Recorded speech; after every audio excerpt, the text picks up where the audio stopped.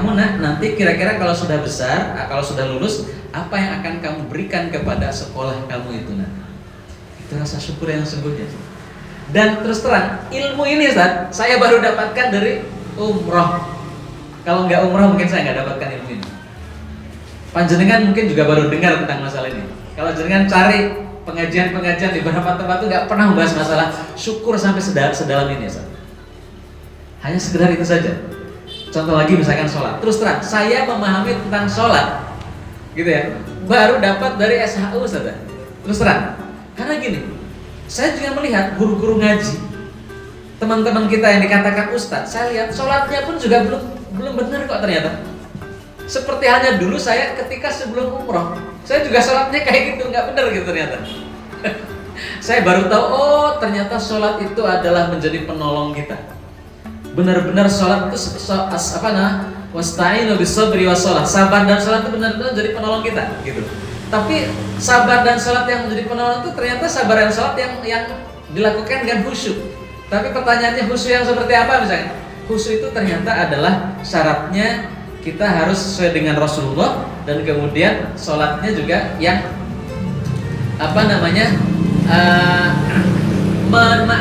memahami bacaan-bacaan ketika kita sholat. Sholat seperti Rasulullah dalam hal masalah tumanina saja. Ini paling ini. Dalam hal masalah tumanina saja Ustazah. Saya mungkin sering cerita di beberapa forum. Itu ternyata banyak ustazah dan ustadz yang sholatnya belum tumanina. Terus terang, ini yang baru di kasat mata loh ya. Jadi kita sering ke masjid kan, kalau ke masjid kan biasanya sholat berjamaah. Kan lihat banyak orang yang sholat berjamaah. Itu sebagian besar yang sholat di kiri kanan kita itu gak tumanina Ustaz. Bahkan imamnya sendiri, bahkan ustadznya kita sendiri gitu. Temannya kita sendiri yang dikatakan sering disebut ustadz gitu. Itu gak, sholatnya itu belum tumanina sekali. Saya contohkan sebagai gambaran kenapa saya berani mengatakan ini Ustaz. Contoh ya, terus terang ini baru saya dapatkan itu dari umroh saya tuh. Jadi menurut saya itu umroh itu merevisi semua kehidupan itu sebenarnya. Bukan hanya sekedar yang penting berangkat umroh aku senang, bukan kan gitu. Bukan. Jadi gini misalkan Ustaz. Contoh ketika kita sholat ya, banyak orang sholat tuh nggak tumanina. Allahu Akbar. Sami Allahu liman hamidah rabbana wa lakal hamdu. Allahu Akbar. Kelihatannya nggak ada yang salah tuh Ustaz. Ya nggak? Tapi itu salah. Itu salah Ustaz. Ya nggak tumanina itu jelas. Tumanina itu kan seperti Rasulullah, rukuklah kamu sampai benar-benar rukuk, berdirilah kamu sebagaimana benar-benar berdiri, sujudlah kamu sampai benar-benar sujud. Jadi kan ada seorang sahabat yang sholat di masjid, kemudian Rasulullah ingatkan, kamu ulangi lagi tuh sholat, kamu belum sholat gitu kan, sampai 3 kali sholat, kemudian salah, kemudian dia katakan, ya Rasulullah ajarkan saya sholat yang benar, karena saya ini sudah maksimal, sholat saya sudah seperti itu.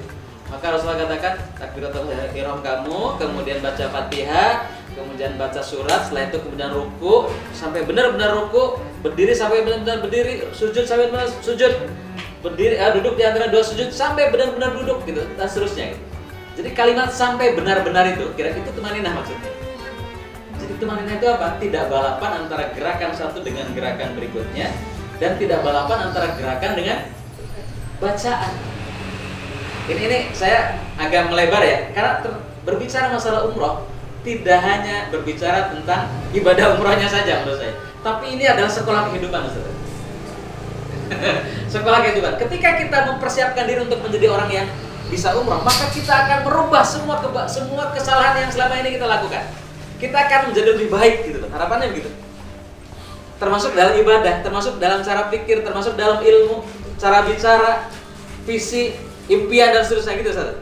Contoh misalkan gini, saya ketika sholat tadi yang tidak tumanina kan tadi contohnya begitu ya. Yang contoh yang kedua yang tidak tumanina, sepertinya lambat tapi masih belum tumanina. Bacaan dan gerakannya masih balapan. Allahu Akbar, subhanallah. Sami Allahu liman hamidah rabbana wa lakal. Kelihatannya nggak ada yang salah Ustaz, tapi itu masih belum tumanina. Kenapa? Gerakan belum selesai sudah baca. Betul ya? Kan gini, Allahu Akbar subhana rabbiyal azim. Gitu. Sami Allahu liman hamidah. Ini masih begini sudah rabbana wa lakal. Harusnya selesaikan dulu gerakan baru baca bacaan kan gitu tuh. Dan itu sebagian besar umat Islam kan gitu tuh. Ya enggak? Ya karena saking sudah hafalnya gitu kan. Aku wis hafal ngelotok nek salat ya ngene gitu kan. Padahal ternyata belum tumanina. Itu dari sisi tumanina saja loh. Dan ternyata contoh, nah berarti kalau begitu yang tumanina itu yang seperti apa saudara? Ini gini, kira-kira beginilah. Allahu Akbar. Subhana rabbiyal azim. Kan nonton ya? Sami Allahu liman hamidah. Rabbana walakal. Jadi ini dulu baru Rabbana walakal. Itu kalau bapak-bapak ibu-ibu rata-rata nggak Sami Allahu liman hamidah. Sudah gini. Gitu, sudah gitu kan? Ya pas banget. Sudah gini gitu loh. Jadi padahal sebenarnya itu bukan apa-apa kok Arab. Laju aja gitu loh. Nah, itu salah satu contohnya. Dan itu terus terang saya dapatkan setelah berangkat umroh. Setelah saya harus umroh dengan benar gitu loh. Karena memang di sana itu selain ibadah umrohnya yang kita lakukan setiap saatnya itu ya sholat. Sholatnya harus benar sempurna gitu loh. Sebelum menyelesaikan yang lain. Jadi itu salah satu contoh. Contoh yang lain ketika tidak tumanina itu belum tentu kemudian orang yang lambat sholatnya kemudian tumanina loh. Ada yang lambat tapi nggak tumanina. Contoh Allahu Akbar. Sami Allahu liman hamidah. Jadi kayak terus Arab katanya lambat tapi sebenarnya nggak tumanina. Nonton. Jadi tumanina itu. Nonton singkatan itu tak satu. Ada kan? Pernah lihat kan? Jadi kalau kita nggak umrah ya nggak dapat ilmu dari situ gimana? Iya. Nah, cuman memang tidak semua biro umrah menyampaikan itu memang masalahnya ya. Tidak tidak sampai detail membahas masalah-masalah yang penting seperti itu. Masalahnya menyampaikan dari enggak Ustaz. Ya alhamdulillahnya saya Ustaz, alhamdulillah. Saya mendapatkan pembimbingan yang tepat gitu kan. Alhamdulillahnya ketemu dengan Ustadz Anwar Jupri, pendiri Sekolah Haji dan Umroh gitu kan. Sehingga saya direvisi semua perilaku sama ini gitu kan. Termasuk cara pandang terhadap pendidikan. Kadang kita berpikirnya, Ustaz, gimana cara mendidik anak yang benar? Kadang kan tanyanya yang praktis-praktis lah. Terus gimana nanti caranya kalau bisa sekolah di luar negeri ya? Gitu. Ternyata jawabannya nggak gitu. Kan yang penting itu bukan sekolahnya di mana, ya nggak? Yang penting itu bukan cara mendidiknya, yang penting kan target akhirnya loh. Dan ternyata saya baru tahu juga bahwasannya mendidik anak yang benar itu bukan bagaimana berkata-kata, bukan. Bagaimana kita kemudian nanti kamu harus begini loh, nak, kamu harus begini loh ya, kamu nanti sekolahnya gini loh, bukan begitu. Saya baru tahu juga, saudara. Jenengan juga baru tahu sekarang kan? Saya baru tahu. Ternyata mendidik anak itu yang penting kita deal dengan Allah dulu. Saya menginginkan anak saya bagaimana gitu. Karena murabbi terbaik, pendidik terbaik itu adalah Allah, bukan diri kita. Kan kalimatnya Iqra bismi rabbikal ladzi khalaq. Bacalah, dulu kan pernah disampaikan di situ ya. Dengan menyebut nama Tuhanmu yang Maha Rabb. Murabbi kan, yang Maha mendidik, yang Maha membentuk, yang tadinya tidak bisa menjadi bisa, yang tadinya bisa lebih bisa lagi. Maka kemudian kita dealnya dengan Allah saja gitu loh. Ya Allah, anak saya kayaknya potensinya seperti saya serahkan kepadamu ya Allah. Kalau memang Engkau ridho terhadap anak saya, maka jadikanlah anak saya seperti ini. Terserah, Engkau mau dijadikan anak saya mau disekolahkan di mana dan seterusnya, Engkau lebih tahu. Kalau sudah deal dengan Allah, sudah ibaratnya itu kita itu tidak harus banyak berkata-kata dengan anak. Paling dengan anak itu cuma sekedar menanamkan misi saja. Kamu kalau sudah seperti ini, memang kamu itu misinya harusnya dibesarkan hatinya, dituluskan visinya gitu. Itu lebih penting mas sekalian. Paling lebih banyaknya kayak saudara. Saya tuh kalau dengan anak-anak itu tidak nanti kamu sekolahnya harus ini loh. Kamu harus nanti harus begini, tidak. Lebih banyaknya malah seneng-seneng dengan anak katanya gitu. Kesana sini dolan, anak seneng dengan saya gitu. Karena saya sudah deal dengan Allah Subhanahu wa taala di malam-malam pada saat malam sepertiga malam. Pada saat saya di umrah itu, saya sudah deal dengan Allah. Allah sudah tahu jalannya, memberikan jalan gimana caranya anak saya nanti seperti apa. Dan terus terang, saya buktikan sendiri. Seingat saya, ketemu dengan anak saya saat nomor 1, 2, 3 itu saya sangat jarang. Terutama anak-anak nomor 1, 2, 3 itu kan mondok semua.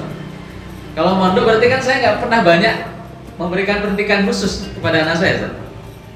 Termasuk yang paling kentara itu yang nomor 3. Yang nomor 3 si Tamam itu. Itu kan anak saya itu yang nomor 3 kan mondok di apa namanya? Di Nuris. Di Nuris Semarang sana. SMP IT Nurul Islam Semarang. Tapi kita doakan, saya melihat ini potensi anak saya ini yang ketiga ini bisa menjadi pemimpin yang bahkan kalibernya bisa diangkat. Menurut saya gitu kan, menurut saya, ya Allah ini kayaknya potensinya besar, dia bisa menjadi pemimpin nasional, bisa menjadi pemimpin regional. Ya Allah, berikanlah kesempatan kepada hamba-Mu ini untuk menjadikan anak saya untuk Engkau berikan kepada saya dan anak saya menjadi anak yang sesuai dengan potensinya menurut pandangan saya, ya Allah. Diulang-ulang aja itu doanya. Saya bayangkan, ya Allah, mungkin bisa jadi anak saya ini bisa menjadi menteri atau bisa menjadi orang yang bisa memberikan efek manfaat kepada banyak orang di seluruh Indonesia, entah bentuknya apapun gitu. Waktu itu saya belum tahu banyak gitu. Dan luar biasa, Ustaz sekalian. Saya mungkin pernah cerita di Zoom kemarin ya. Jadi anak saya itu di kelas 1 SMP waktu itu sudah mengatakan kepada uminya, Mi, saya inginnya besok kalau SMA sekolahnya di Turki saja katanya. Turki itu mana? Ya Turki yang di Eropa sana katanya. Di mana sekolahnya? Imam Hatib. Imam Hatib. Saya baru tahu, baru dengar kalimat Imam Hatib. Imam Hatib itu apa? Terus ada kajian dengan Ustadz Umar Faruk, ya Umar Faruk Ibnu Abbas itu, beliau menyebut Imam Hatib. Loh, kok menyebut Imam Hatib gitu kan? Ternyata Imam Hatib itu sekolah SMA paling favorit di Turki. Sekolah favorit di Turki, dan itu sekolah yang didirikan oleh oleh Erdogan sekalian. Sebagai sekolahnya kaderisasi dari anak-anak muda di seluruh dunia diambil, kemudian dididik di situ, lulusan SMA-nya itu menjadi anak-anak terbaik. Mau kuliah di sekolah terbaik di Turki dimanapun pasti diterima. Bahkan mereka adalah calon-calon yang akan dijadikan para pejabat di Turki. Saya baru tahu, anak saya ini beneran ini mau sekolah di sini gitu kan. Dan selama 2 tahun itu prestasi-prestasinya itu termasuk kemudian ada prestasi lomba pidato, ada kemudian prestasi di pramuka, kemudian bahasa Inggris, kemudian berbagai macam prestasi akademiknya dan hafalan Qur'annya itu mengarah ke sana, saudara sekalian. Pada saat tes itu, yang tes itu kan kira-kira sekitar di atas 100 orang. Itu alhamdulillah lolos tes wawancara, sampai bisa tes wawancara, lolos administratif, ikut tes wawancara. Pada saat tes wawancara itu yang datang dari sekian ratus itu kan yang hadir ada 70 orang. Ya, yang hadir itu ada 70 orang, 80 dari seluruh Indonesia itu. Yang diterima berapa? 15 orang. Salah satunya anak saya. Ini sedang persiapan berangkat ke Turki. Menurut saya itu bukan karena kepandaian anak saya. Bukan karena saya juga, tapi memang karena doa yang didilkan dengan Allah Subhanahu wa taala. Dan itu adalah saya dapat, dan itu yang dimaksud dengan pendidikan Allah menurut saya kepada anak saya langsung. Bukan karena pendidikan saya sendiri nggak pernah mendidik langsung soalnya kepada anak saya. Dan saya sering mendengar kalimat-kalimat yang dikatakan oleh anak saya itu, banyak kalimat yang mirip dengan apa yang saya pikirkan selama ini. Dan apa yang saya katakan selama ini di forum-forum sekali. Padahal saya nggak pernah mendengarkan kalimat itu pada anak saya, Pak.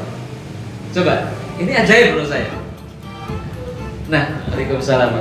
Moga bentar lagi Ustazah. Moga Ustazah. Jangan di pojok sana.